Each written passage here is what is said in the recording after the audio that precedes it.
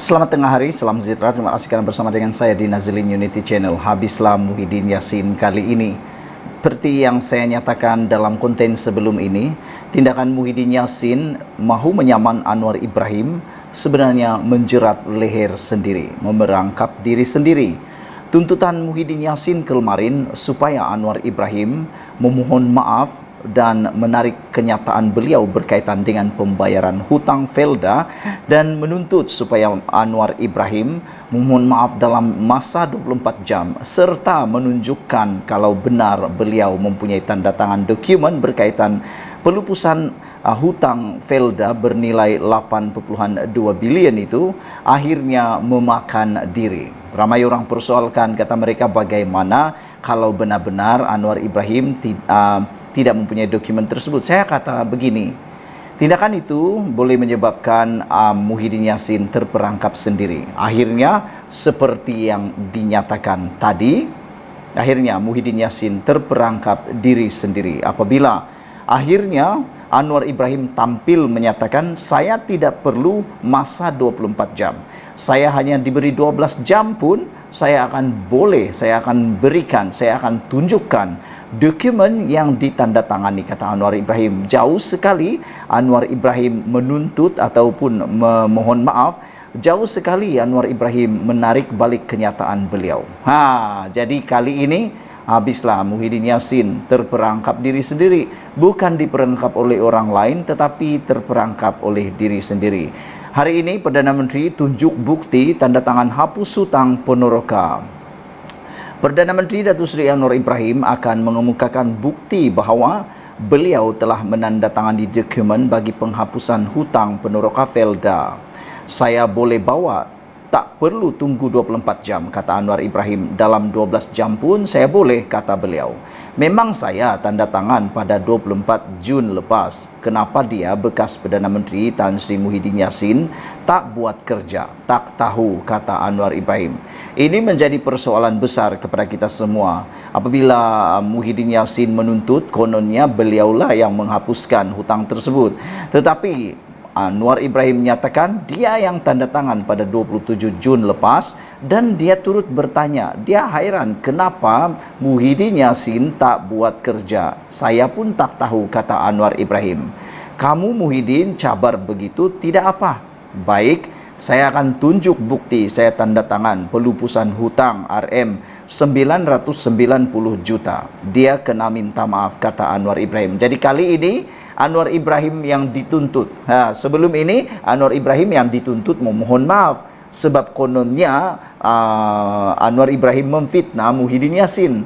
Tapi rupa-rupanya kali ini giliran Anwar Ibrahim menyatakan, kamulah Muhyiddin yang perlu minta maaf kerana tak mengaku tak buat kerja, dan kata Anwar Ibrahim, dan ada bukti bahawa Anwar Ibrahim bercakap benar. Jadi kata Anwar, dialah yang perlu memohon maaf. Jadi tadi Muhyiddin menuntut, Anwar Ibrahim memohon maaf. Kali ini Muhyiddin pula yang perlu memohon maaf. Anwar berkata demikian bagi menjawab tuntutan Muhyiddin kepada beliau agar membuat permohonan maaf tanpa syarat dan terbuka secara bertulis susulan kenyataannya yang mendakwa hutang Ponoroka Felda berjumlah 8.3 bilion tidak pernah dilupuskan di bawah pentadbiran Muhyiddin. Tuntutan itu dikemukakan dalam surat bertarikh 18 Julai menerusi firma guaman Rosli Dahlan Saravana Partnership. Selain itu, dalam tempoh 24 jam daripada penerimaan surat berkenaan, Anwar juga perlu mengemukakan surat atau dokumen yang ditandatangani mengatakan beliau sebagai Menteri Keuangan pada akhir Jun lepas meluluskan pelupusan hutang Ponoroka Felda bernilai RM 8.3 bilion. Justru sebelum melakukan lawatan rasmi ke Vietnam esok, Anwar berkata beliau akan menghubungi Ketua Setiausaha Perbendaharaan KSP Datuk Johan Muhammad Merikan untuk menyerahkan bukti berkenan. InsyaAllah sebelum saya ke Vietnam esok, saya akan telefon KSP dan akan bagi bukti itu. Saya nak dia, Muhyiddin, minta maaf secara terbuka. Kali ini Muhyiddin pula yang perlu memohon maaf. Silap sikit, Muhyiddin lah yang akan kena saman, Muhyiddin lah yang akan kena. Inilah yang kata meludah ke langit terkena muka sendiri. Dan tak tahulah, mungkin Muhyiddin tak sedar Anwar Ibrahim mempunyai bukti tersebut. Anwar yang juga Menteri Keuangan sebelum ini mendakwa belanjawan 2021 dan 2022 di bawah Perikatan Nasional tidak mempunyai peruntukan untuk menyelesaikan dan melupuskan hutang Felda. Katanya hanya dalam belanjawan Madani 2023 beliau menyerahkan Rm990 juta peruntukan awal bagi melupuskan hutang Peneroka Felda yang berjumlah Rm8.3 bilion itu. Jadi sekarang nak tanya kepada walaun-walaun, penyokong-penyokong Muhyiddin Yassin yang kata Anwar Ibrahim tu bohong lah, memfitnah lah dan sebagainya.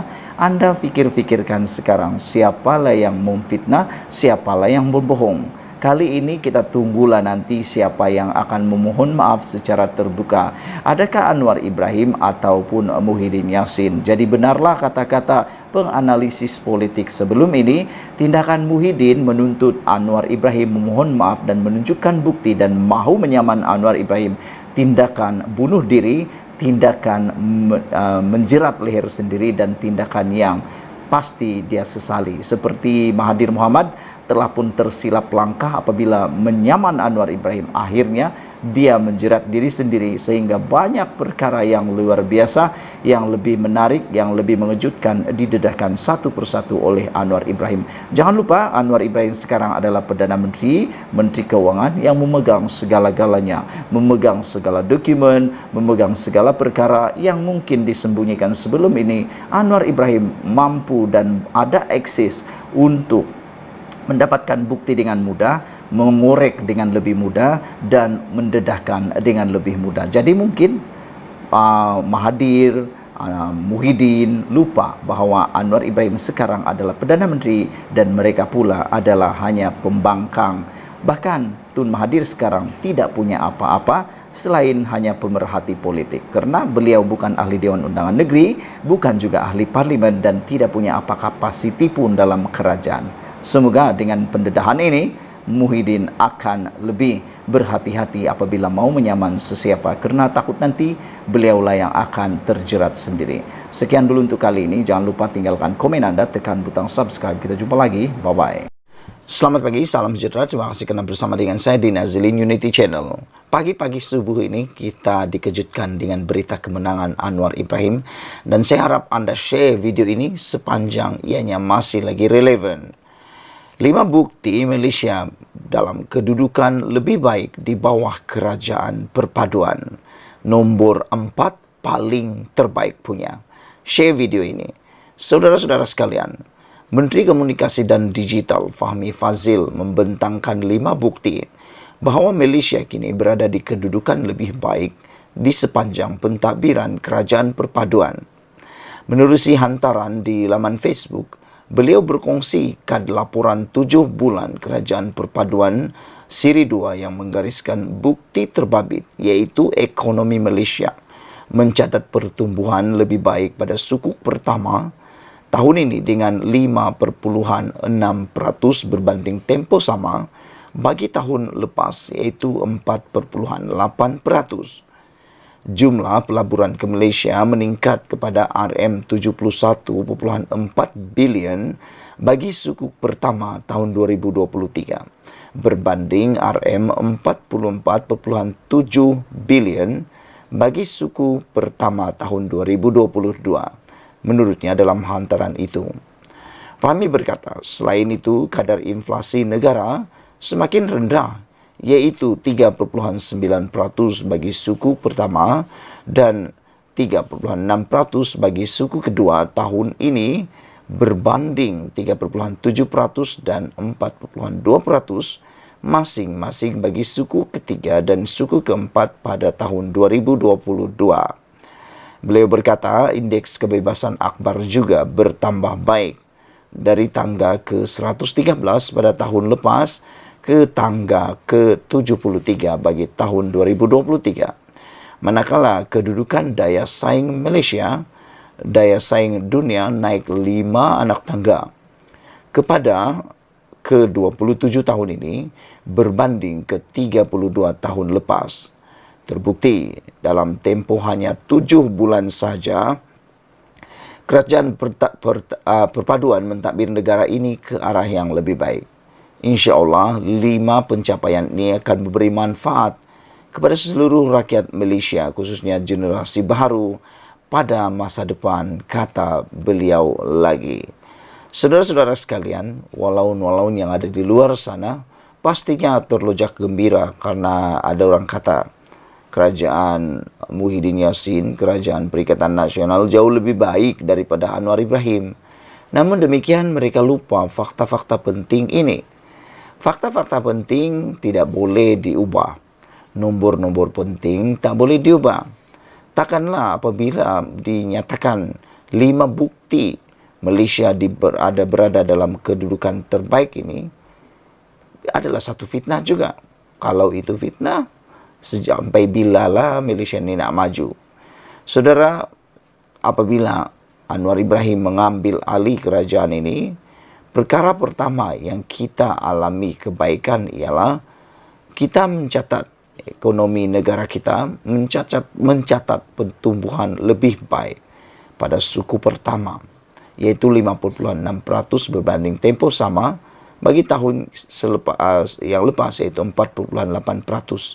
Bukankah itu perkara yang lebih baik berbanding pemerintahan Perikatan Nasional? Jumlah pelaburan Malaysia juga telah meningkat daripada 44.7 bilion kepada 71.4 bilion. Ini pun satu bukti yang pastinya menjadi kecemburuan bagi pimpinan sebelum Anwar Ibrahim. Selain itu, kadar inflasi juga telah pun menurun daripada 39%, yaitu 39% pada suku pertama dan 3.6% bagi suku kedua, berbanding 3.7% dan 4.2% pada tahun 2022. Manakala indeks kebebasan akbar, ini yang paling menarik. Ada orang kata kuku besinya Anwar konon. Ada orang kata di Malaysia tak boleh bercakap. Seperti Sanusi kata, cakap saja susah, kata beliau. Tapi indeks kebebasan akbar di Malaysia, kita telah melonjak ke tangga 73 berbanding 113 sewaktu pemerintahan sebelum Anwar Ibrahim. Saudara-saudara sekalian, selain itu, daya saing dunia juga, Malaysia naik 5 anak tangga daripada berbanding umur tangga ke-32 pada tahun lepas, kini ke tangga 27. Ini bukti yang kukuh menunjukkan kepimpinan Anwar Ibrahim jauh lebih baik daripada kepimpinan kerajaan sebelum ini. Kita jumpa lagi, berikan komen Anda, share video ini. Bye-bye. Selamat pagi, salam sejahtera. Wow, ini kita tunggu-tunggu. Ada orang kata tindakan Muhyiddin kali ini menjerat leher sendiri. Ada juga orang kata tindakan Muhyiddin kali ini adalah tindakan yang ditunggu-tunggu oleh Anwar Ibrahim, yaitu tindakan Muhyiddin mahu menyaman Anwar Ibrahim. Saya secara pribadi sebagai pemerhati politik bebas dan juga pengkritik politik bebas, saya beranggapan inilah yang kita tunggu-tunggu supaya perkara benar dapat dibuktikan di mahkamah dan tidak ada lagi pertikaian yang berterusan. Tindakan Muhyiddin mahu menyaman Anwar Ibrahim adalah satu tindakan yang paling tepat. Kita berharap ianya bukan acah-acah sahaja. Kita berharap perkara tersebut benar-benar dilaksanakan dan dibuat oleh Muhyiddin. Kerana kita pun menantikan siapakah yang benar dan siapakah yang salah. Namun demikian, banyak pemerhati politik mengatakan tindakan Muhyiddin menyaman Anwar Ibrahim akan lebih menayangkan pekung di dada, akan lebih membongkarkan perkara-perkara yang sepatutnya tidak diketahui oleh umum. Namun, inilah yang kita nantikan. Benarkah ianya akan menjerat leher Muhyiddin? Kita pun tak pasti. Cuma masa akan menentukan. Hari ini Muhyiddin menuntut Anwar Ibrahim tarik balik kenyataan lupus hutang Peneroka Felda. Muhyiddin juga menuntut supaya Anwar Ibrahim menunjukkan dokumen yang ditandatangani oleh Anwar Ibrahim jika berani, kata beliau. Menurut Muhyiddin, jika tuntutan gagal dipenuhi dalam tempo 24 jam, makna kata hari ini sehingga ke hari ini, kalau Anwar Ibrahim tidak membuat penarikan semula kenyataan, mereka akan mengambil tindakan saman terhadap Anwar Ibrahim. Kita tunggulah hari ini sehingga petang hari ini, adakah Anwar Ibrahim akan membuat permohonan maaf ataupun Muhyiddin akan menyaman Anwar Ibrahim, atau itu hanyalah satu acak-acak, kita pun tak pasti. Muhyiddin Yassin menuntut Perdana Menteri Anwar Ibrahim menarik balik kenyataan berhubung pelupusan hutang Peneroka Felda dan memohon maaf secara terbuka kerana ia disifatkan sebagai fitnah. Saya berharap Anwar Ibrahim tidak membuat permohonan maaf atau tidak menarik balik kenyataan itu supaya Muhyiddin dapat menyaman Anwar Ibrahim dan bolehlah mereka bertarung semula di mahkamah. Apa pendapat anda sekalian netizen? Adakah anda juga setuju dengan kenyataan ataupun pendapat saya ini? Yaitu Anwar Ibrahim jangan menarik dakwaan ataupun jangan menarik kenyataan dan bersedia untuk disaman oleh Muhyiddin dan tidak memohon maaf. Jika tuntutan itu gagal dipenuhi dalam tempo 24 jam, kata Muhyiddin, pihak peguam bekas Perdana Menteri itu berkata, mereka diarah memulakan tindakan undang-undang terhadap Anwar. Menurut surat yang dilihat FMT, Anwar telah membuat kenyataan fitnah terhadap anak guam kami Muhyiddin dengan niat mencemar, menjatuhkan dan atau merosakkan reputasinya menurut surat tersebut. Dalam satu majlis awal bulan ini, Anwar mendakwa pentadbiran Muhyiddin mengumumkan dan akan melupuskan 8.3 bilion hutang Peneroka. Tetapi langkah itu tidak pernah dilaksanakan, kata Anwar Ibrahim. Saudara, kita akan tengok siapa yang kena dan siapa yang terkantoi. Karena kalau hanya bercakap di pentas, bercakap di media, tiada tahu. Kita tak tahu siapa yang benar, siapa yang salah. Tapi apabila bercakap dalam mahkamah, kita akan tahu siapa yang benar dan siapa yang salah. Kita berharap Anwar Ibrahim tidak menarik kenyataan dan tidak memohon maaf. Manakala Muhyiddin pula, janganlah acah-acah saja. Teruskan saman kepada Anwar Ibrahim. Satu lagi yang Muhyiddin perlu ambil keputusan segera ialah, adakah beliau akan menyaman Anwar Ibrahim berkaitan dengan pendedahan Anwar Ibrahim bahawa Tun Mahathir dan Muhyiddin pernah berhasrat mahu mengharamkan UMNO. Dan menurut Anwar Musa, beliau kata kenyataan Anwar itu adalah tidak tepat dan tidak benar. Jadi kalau begitu, kenapa Anwar Musa pula yang begitu lantang menentang Anwar Ibrahim? Biarlah Muhyiddin pula yang mengambil tindakan. Kalau benar itu adalah salah dan bohong, cepat-cepatlah saman Anwar Ibrahim berkaitan perkara tersebut. Sekian dulu untuk kali ini. Jangan lupa tinggalkan komen anda, tekan butang subscribe. Selamat pagi, salam sejahtera. Terima kasih kerana bersama dengan saya di Nazilin Unity Channel. Ini satu lagi pendedahan yang pastinya akan menggemparkan seluruh Malaysia, terutamanya Tan Sri Muhyiddin Yassin. Ini semua gara-gara satu pendedahan yang dibuat oleh pengasas penasihat kumpulan berjaya Tan Sri Vincent Tan yang melibatkan wang berjumlah RM700 juta. Ini memang luar biasa. Ia melibatkan LOI ataupun surat hasrat. SPRM perlu menjalankan siasatan pendedahan pengasas dan penasihat kumpulan berjaya Tan Sri Vincent Tan bahawa terdapat ketidakpatuhan dalam proses tender dan oleh kerajaan pimpinan Tan Sri Muhyiddin Yassin. Bekas pengerusi jawatan kuasa kira-kira negara PAC Wong Kah Woh, beliau berkata beberapa isu penting perlu disiasat SPRM, termasuk mengapa surat hasrat LOI yang sudah dikeluarkan sebelum ini dibatalkan 3 bulan selepas Muhyiddin menjadi Perdana Menteri. Apa keputusan jawatan kuasa tender pada ketika itu? Kenapa hasil tender oleh kerajaan pada tahun 2019 tidak dipatuhi serta apakah justifikasi bagi kerajaan pimpinan Tan Sri Muhyiddin Yassin memberikan kontrak kepada Spako yang dikatakan RM700 juta lebih tinggi katanya dalam kenyataan hari ini. Semalam, Syarikat Usaha Sama JV, Kumpulan Berjaya dan Kumpulan Naza memfailkan saman terhadap Kementerian Kewangan MOF kerana menamatkan LOI yang ditawarkan kepada JV itu. Vincent berkata LOI berkenan atau berkaitan dengan kontrak membekalkan kenderaan kerajaan ditamatkan 3 bulan selepas mengambil alih jawatan Perdana Menteri daripada Tun Dr. Mahathir Mohamad pada Mac tahun 2020. Beliau mendedahkan kerajaan menamatkan perkhidmatan syarikatnya sebelum memberikannya kepada Spako serta bersetuju untuk membelanjakan RM700 juta lebih tinggi berbanding harga yang dibida ketika JV. Kerajaan berfikiran bahawa Berjaya dan Naza tidak cukup bagus dalam perniagaan kereta. Jadi kami memfailkan saman undang-undang terhadap MOF berhubung perkara ini dan bersedia untuk ke mahkamah mengenaikan, katanya.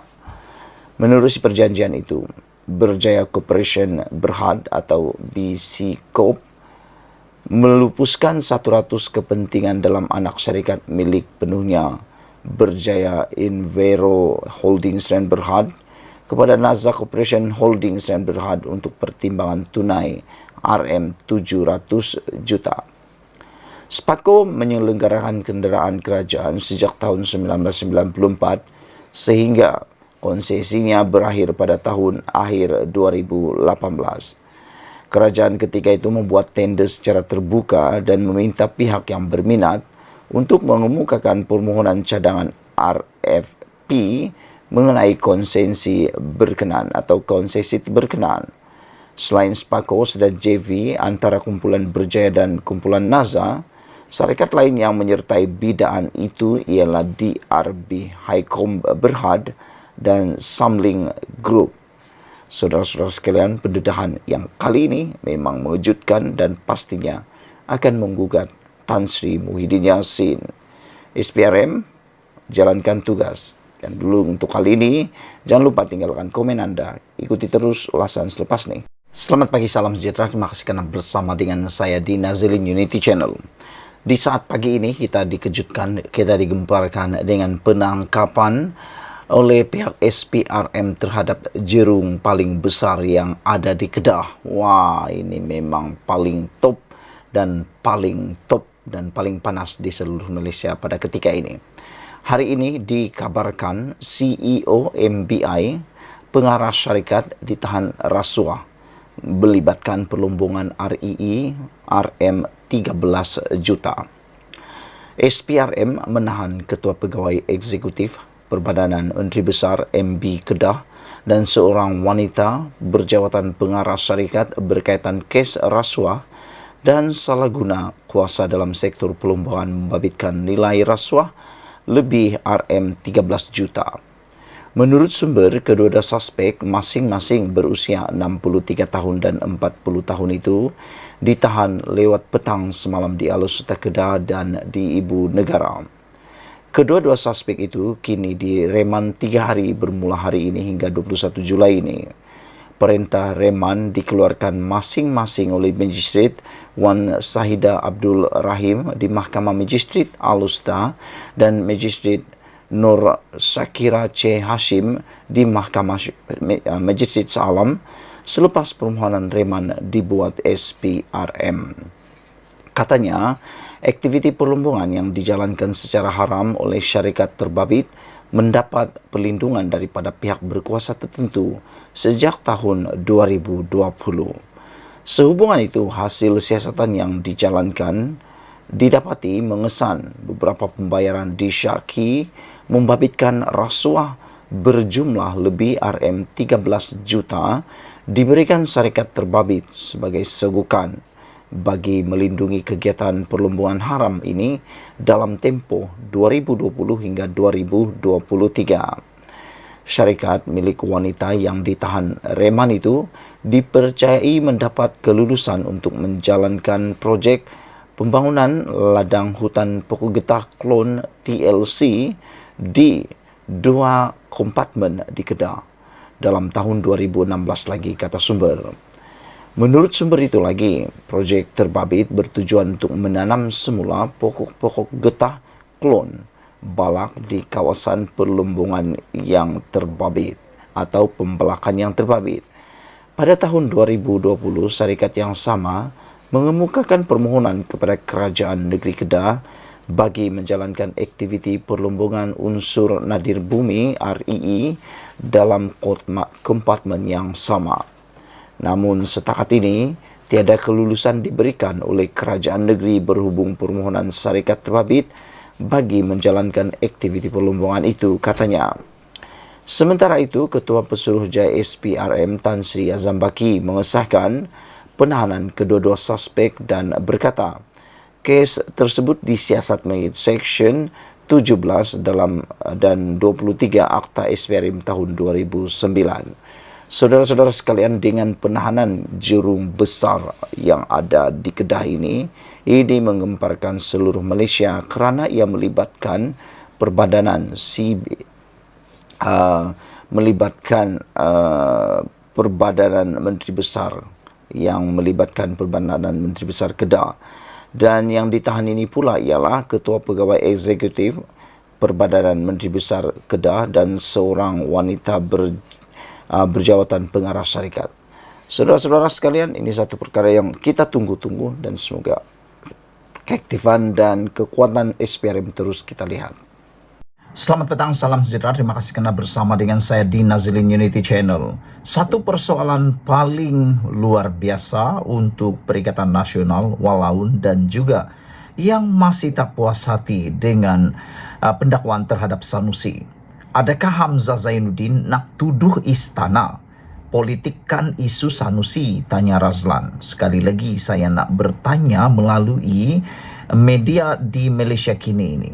Adakah Hamzah nak tuduh istana politikkan isu Sanusi? Tanya Razlan. Seorang pemimpin kanan UMNO mempersoalkan rasional yang dikemukakan Ketua Pembangkang Hamzah Zainuddin mengenai isu penahanan serta pendakwaan ke atas Muhammad Sanusi Maknor. Menurut ahli Majlis Kerja Tertinggi UMNO MKT UMNO Razlan Rafi, Hamzah menyifatkan tindakan undang-undang terhadap Menteri Besar Sementara Kedah itu merupakan pendakwaan terpilih. Pada masa sama, dia mengingatkan pertuduhan ke atas Sanusi itu mempunyai kaitan rapat dengan raja-raja serta pihak istana, bahkan membabitkan Dewan Diraja Selangor secara langsung. Adakah Hamzah mahu menyatakan bahawa Istana Selangor mempolitikkan isu ini? Soal Razlan dalam kenyataannya kepada Malaysia Kini hari ini. Razlan berkata demikian mengulas kenyataan Hamzah yang menyifatkan tindakan mahkamah terhadap Sanusi semalam sebagai pendakwaan terpilih.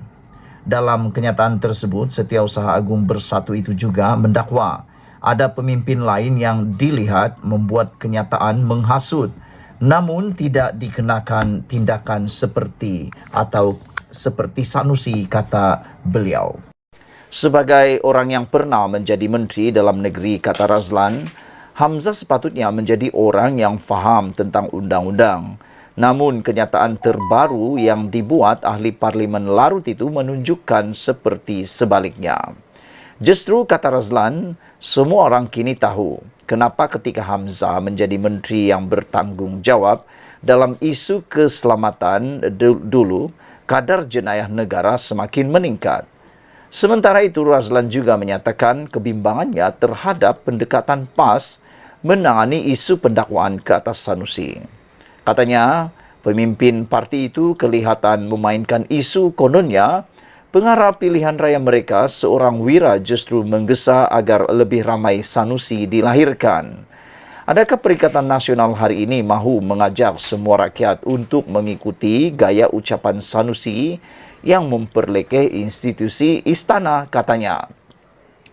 Disebabkan itu, Razlan menyarankan agar mana-mana pihak yang isu 3R, agama, bangsa dan raja-raja ditangkap segera kerana jelas mempersendakan undang-undang.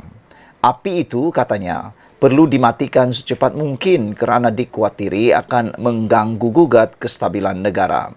Dia juga mengingatkan bagaimana PN sebelum ini menolak saranan yang di Pertuan Agong agar semua parti bekerja sama bagi membentuk kerajaan perpaduan selepas PRU ke-15 lalu. Mereka juga marah kepada istana apabila peristiwa pembatalan ordinan darurat sehingga menyebabkan bekas Perdana Menteri ke-8 Muhyiddin Yassin meletak jawatan, katanya. Justru, Razlan mengingatkan Hamzah dan Perikatan Nasional agar lebih berhati-hati dalam membuat sebarang kenyataan berkaitan penangkapan Sanusi. Katanya, rekod ucapan Sanusi adalah jelas dan tiada manipulasi dari mana-mana pihak, termasuk orang ramai yang mewakili suara rakyat jelata. Orang Melayu tidak akan menderhaka kepada rajanya. Jadi, saya nasihatkan Hamzah dan PN agar jangan menderhaka kepada raja-raja Melayu. Terlajak perahu boleh diundur, tapi bukan terlajak cakap, tambahnya lagi. Saudara-saudara sekalian, menjadi persoalan lain terhadap Hamzah Zainuddin ialah sekiranya beliau adalah Menteri Dalam Negeri ketika ini. Persoalan terhadap beliau ialah apakah tindakan beliau sekiranya Sanusi itu di pihak lawan beliau dan sedang melakukan perkara tersebut pada ketika beliau menjadi Menteri Dalam Negeri? Adakah beliau akan membiarkan perkara tersebut ataupun beliau juga akan melakukan perkara yang sama seperti dilakukan kerajaan pada waktu ini, yaitu melakukan pendakwaan? Itu persoalan yang paling besar untuk Hamzah Zainuddin. Adakah beliau akan membiarkan perkara itu kalau dia Menteri Dalam Negeri ataupun dia juga akan melakukan perkara yang sama? Jawapan ini akan menentukan siapa Hamzah Zainuddin dan siapa yang betul dalam kes ini. Sekian dulu, ikuti terus ulasan selepas ini.